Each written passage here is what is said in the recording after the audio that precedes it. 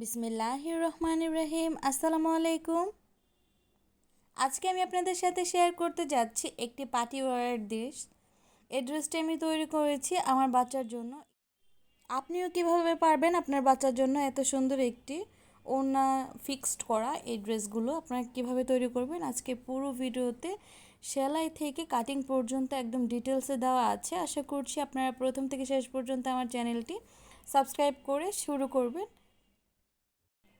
কথা না বাড়িয়ে আমরা কাটিং পর্বে চলে যাচ্ছি এবং কাপড় আমরা এখানে দুই ধরনের কাপড় নিয়েছি। একটি নিয়েছি নেট কাপড়, আরেকটি নিয়েছি আমরা এখানে জাপানি সিল্ক বা সিল্ক কাপড়।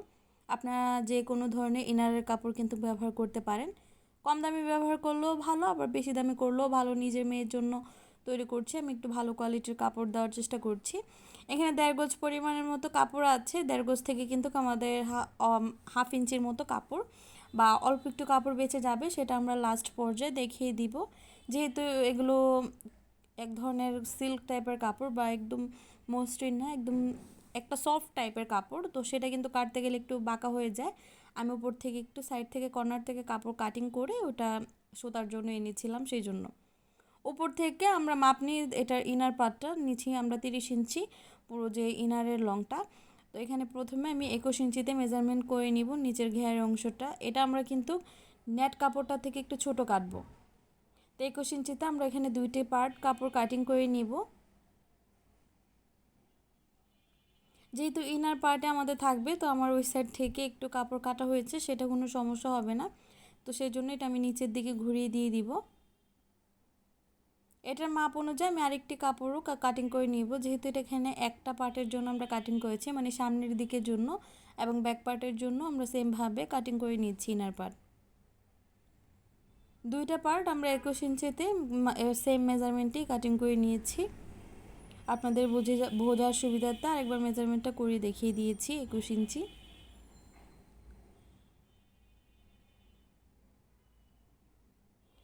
এতটুকু কাপড় আছে, এখন আমি এটাকে সমান করে আমাদের বডি যে মেজারমেন্ট অনুযায়ী এখানে দুইটা পার্ট আমরা কাটিং করে নিব। এখানে প্রথমে আপনাদেরকে দেখিয়ে দিব একটি বডির পার্ট। তো এখানে আমি নেট কাপড় নিয়েছি 4 পিস।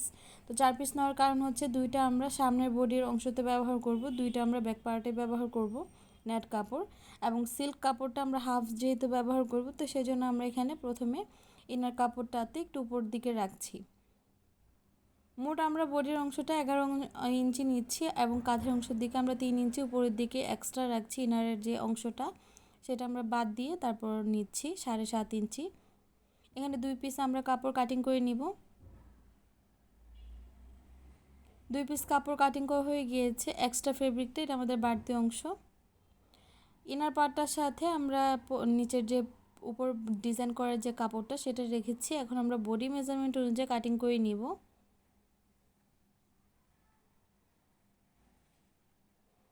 2.5 ইঞ্চি নিচ্ছি আমরা যেটা গলার অংশ, এখন নিব 4 ইঞ্চি আমরা হাতার যে কাঁধের অংশের জন্য। আরমোলের জন্য নিচ্ছি আমরা এখানে 6.5 ইঞ্চি, যেহেতু আমাদের ইনার পার্টটা পরবর্তীতে কিন্তু উল্টে নিতে হবে, তো সেক্ষেত্রে আমাদের কাপড় কিন্তু এক্সট্রা চলে যাবে। 4 ইঞ্চি নিচ্ছি আমরা গলার যে লেন্থ সেটা। এখন বডির জন্য নিচ্ছি 7 ইঞ্চি, মাজার দিকে নিয়েছি 6.5 ইঞ্চি। 1 ইঞ্চি নিচ্ছি আমরা এক্সট্রা, যেটা আমাদের এক্সট্রা ফেব্রিক হিসেবে থাকবে। এখন আমি প্রত্যেকটা দাগ অনুযায়ী কাটিং করে নিয়েছি। এটা একটু সেট করতে অসুবিধা হবে, তারপর আপনাদেরকে ডিটেলসে বুঝিয়ে দেওয়ার চেষ্টা করছি। ইনার পার্টটা থেকে আমরা 4 ইঞ্চি পরিমাণ বেশি নিয়েছি কাপড়। এখানে 4টা কাপড় আছে।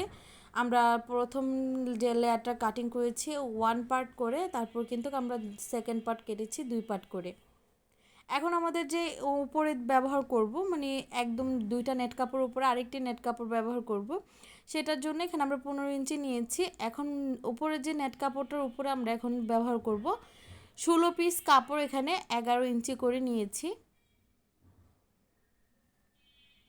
নিচের ঘেরে আপনি যত বেশি কাপড় দিবেন ততই কিন্তু ঘেরটা অনেক বেশি হবে এবং ফুলে থাকলে বাচ্চাদের দেখতেও ভালো লাগবে।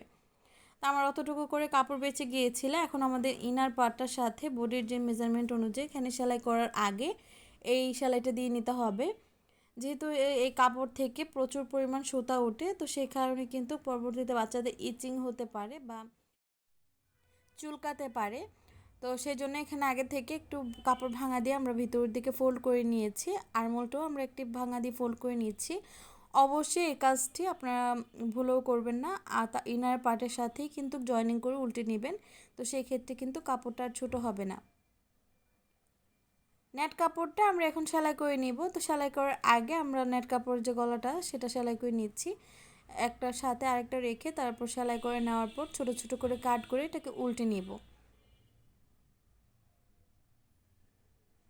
এখন এটার উপর থেকে একটি চাপ সেলাই দিয়ে দিব। অবশ্যই খেয়াল রাখবেন সামনে এবং ব্যাক পার্ট যাতে সেম থাকে, মানে দুটোর কাপড়ের পট্টিটা যাতে সেম থাকে। সেমভাবে আমি ব্যাক পার্টে জয়েনিং করার জন্য এখন নিচ্ছি কাপড়। আর ফ্রন্ট পার্টটা কিন্তু আমরা অল্প একটু জর্জেট কাপড় বাদ রেখে তারপর জয়েনিং করে নিয়েছি, সেটা আপনাদেরকে দেখিয়ে দিয়েছি। যেহেতু সেম প্রসেস, তো সেই কারণে আমরা এখন ব্যাক পার্টের যে বাটন হোল ব্যবহার করব, বাটন হোলের জন্য এখানে নিচ্ছি। এক্সট্রা যে নেট কাপড়টা সেটা কিন্তু আমরা পরবর্তীতে কুচি দিয়ে বা সেলাই দিয়ে কিন্তু অ্যাডজাস্ট করে নিব। এখানে বি শেপ করে প্রথমে সাইড ফাড়ার যে অংশটা সেটা সেলাই করে নিচ্ছি। সাইডে এসে ডাবল সেলাই দেওয়ার পর এক্সট্রা ফেব্রিকগুলোর মাঝখান থেকে আমরা কাপড়টা কাটিং করে নিয়েছি। তারপর যে নেট কাপড়টা উল্টে আমরা উপর থেকে একটি চাপ সেলাই দিয়ে দিব, যাতে এটার ফিনিশিংটা ভালো আসে এবং খুব সমানভাবে নিখুঁতভাবে হয়। মাঝখানে বসিয়ে নিডেলটা আমরা ঘুরিয়ে নিব, ঘুরিয়ে তারপর কিন্তু আবার উপর থেকে একটি সেলাই দিয়ে দিচ্ছি। সেলাইয়ের কাজটা কমপ্লিট হলে আমরা সাইড থেকে কাপড়টা ফোল্ড করে কিন্তু উপর থেকে আবার আরেকটি সেলাই দিয়ে দিব।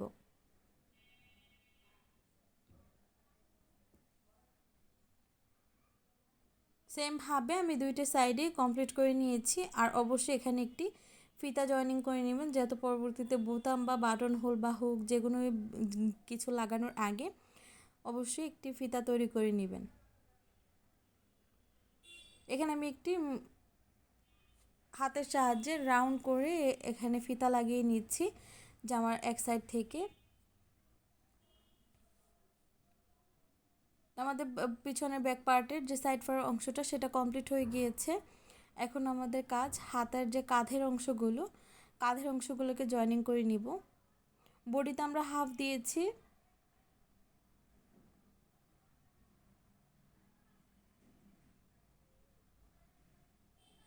তো সেমভাবে আমি আরেকটি কাঁধের অংশও জয়েনিং করে নিচ্ছি। কাঁধের অংশ জয়েনিং করার পর আমরা আর্মহোল সাইডগুলোতে অবশ্যই এখন ভালোভাবে ফিনিশিংটা দিয়ে নিব। আমি এখানে ইনার পার্টে দেওয়ার জন্য কিন্তু হালকা করে কাপড় কাটিং করে নিয়েছি, যাতে রাউন্ডটাতে সমানভাবে আসে। প্রথমে ইনার পার্টগুলো সেলাই করে নিব। ইনার পার্টের যে নিচের ঘের অংশটা সেটা একবারে ফিনিশিং সেলাইটা দিয়ে দিব। ইনার পার্টের উপর সাইডেও দিব এবং নিচের সাইডেও দিব, কারণ এটা থেকে যেহেতু ফেব্রিক্সগুলো সুতাগুলো উঠে, তো সে কারণে কিন্তু আমাদের মাজাতেও পরবর্তীতে ইচিং হতে পারে, তো সেই জন্য আমি এই দুই সাইডেই সেলাইটা দিয়ে নিব। আপনাদের কাছে তাতাল থাকলে অবশ্যই তাতালের সাহায্যে সাইডের কাপড়গুলো পুড়ে নেবেন বা মোমবাতির সাহায্যে পুড়ে নিতে পারেন। তো আমি এভাবে শর্টকাট সেলাই দিয়ে নিয়েছি দুই সাইড থেকে সেলাই দেওয়ার পর এখন আমরা যে এক্সট্রা যে কাপড়গুলো কাটিং করে রেখেছিলাম দুইটা করে, মোট 4টা, তো প্রত্যেকটা লেয়ারে আমরা দুইটা করে জয়েনিং করে নিচ্ছি।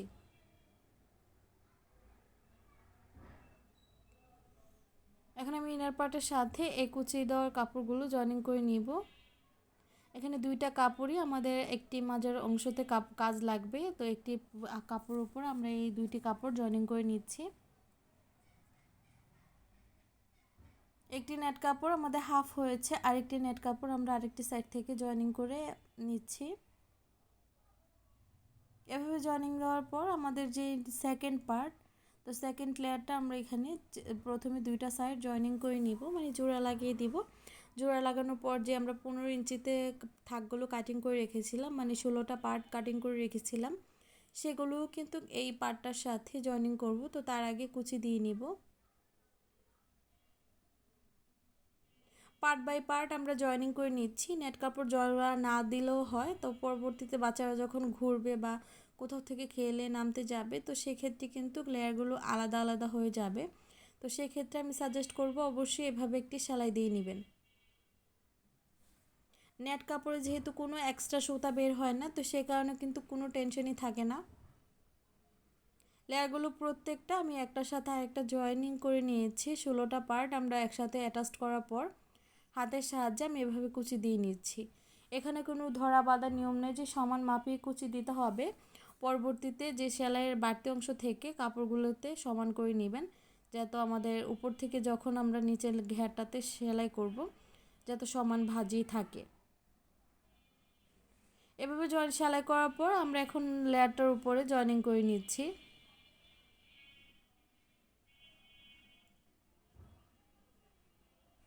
15 ইঞ্চি কাপড়ের উপর আমরা এখন 11 ইঞ্চি যে লেয়ারগুলো সেগুলোতে জয়েনিং করে নিচ্ছি।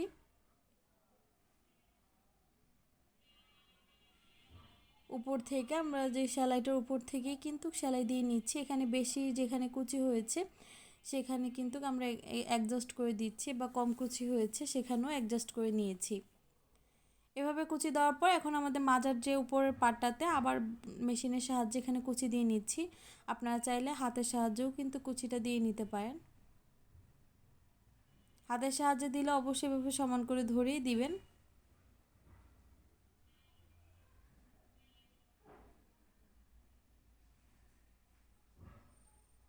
কুচিটা কিন্তু পুরো ঘেরেই কমপ্লিট হয়ে গিয়েছে।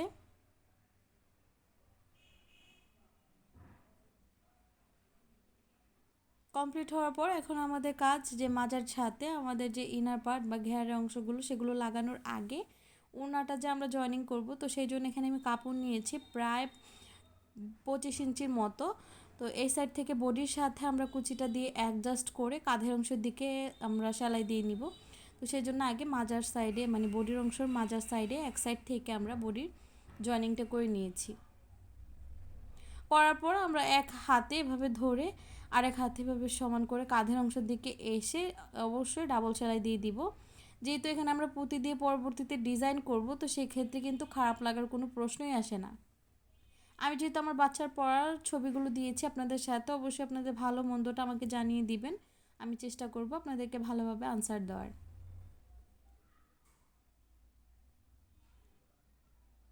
ওড়নাটা যখন সাইড থেকে পরে থাকে মাশাআল্লাহ অনেক সুন্দর লাগে। তো নিচের ঘেরের অংশের যে ইনার পার্টটা সেটাতে আমরা একটি সেলাই দিয়ে নিয়েছি। সেলাই দেওয়ার পর এখন আমাদের কাজ হচ্ছে যে নিচের ঘের অংশ একদম ফিনিশিং লেয়ারটা সেটা জয়েনিং করার পর আমরা মাঝাতে বড় বড় করে কুচি দিয়ে নিয়েছি। কুচিটা দেওয়ানোর পর আমাদের যে বডি পার্টের সাথে এখন আমরা জয়েনিং করে নিচ্ছি। অবশ্যই নেট কাপড়গুলো টান দিয়ে রাখবেন, না হলে কিন্তু পরবর্তীতে সেলাই পড়ে গেলে সেলাই ছোটাতে গেলে কাপড় ছিঁড়ে যাওয়ার সম্ভাবনা থাকে। পুরো মাজাতে অবশ্যই কিন্তু ডাবল সেলাই দিয়ে দিবেন। আমি এখানে ফিনিশিংটা ভালোভাবে দেখে তারপর এখানে সেলাইটা দিয়ে নিব। এভাবে সেলাই দেওয়ার পর এই হচ্ছে বডির যে লুকটা, তো সেই কারণে আমরা এখন বডির আরেকটি সাইডও সেলাই দিয়ে নিচ্ছি। আর্মহোল সাইডগুলো আমরা একসাথে করি, তারপর নিচের দামানের পোর্শন পর্যন্ত সেলাই দিয়ে নিব। আর্মহোল সাইড থেকে একদম কাছে থেকে মানে নেট কাপড়টার কাছে থেকে আমরা সেলাইটা দিব। 1/2 ইঞ্চির মতো দূরত্ব রেখে তারপর সেলাইটা দিয়ে নিচ্ছি। পার্টি ড্রেস আপনাদের একটু ফিটিং রাখলেই সব থেকে বেশি সুন্দর লাগে। অবশ্যই ফিটিং রাখার চেষ্টা করবেন এবং নেট কাপড়গুলো এবং ইনার পার্টগুলো সমান করে ধরে তারপর কিন্তু সেলাইটা দিবেন, যাতে কোনো একটার উপর আরেকটা বেশি চাপ না পড়ে, সেলাইটা না পড়ে, যাতে সমানভাবে পড়ে। কুচিগুলো পরবর্তীতে এই সেলাইটাকে কাভার আপ করে ফেলবে। এভাবে সেলাই দেওয়ার পর আমাদের যদি এক্সট্রা ফেব্রিক বাঁকা হয়ে যায় তো সেক্ষেত্রে কেটে অ্যাডজাস্ট করে নেবেন। এই হচ্ছে আমার বাচ্চাকে পরানোর পর জামাটার লুক। আশা করছি আপনাদের কাছে আজকের এই ভিডিওটি ভালো লেগেছে। ভালো লেগে থাকলে ভিডিওটিতে like, comment, share and subscribe করে দিবেন। পরবর্তীতে কোন ধরনের ভিডিও দেখতে চান সেটাও আমাকে জানিয়ে দিবেন কমেন্ট বক্সে। আশা করছি আপনাদের পছন্দ অনুযায়ী ভিডিও শেয়ার করতে পারবো। আজকের মতো এখানে বিদায় নিব। আল্লাহ হাফেজ, আসসালামু আলাইকুম।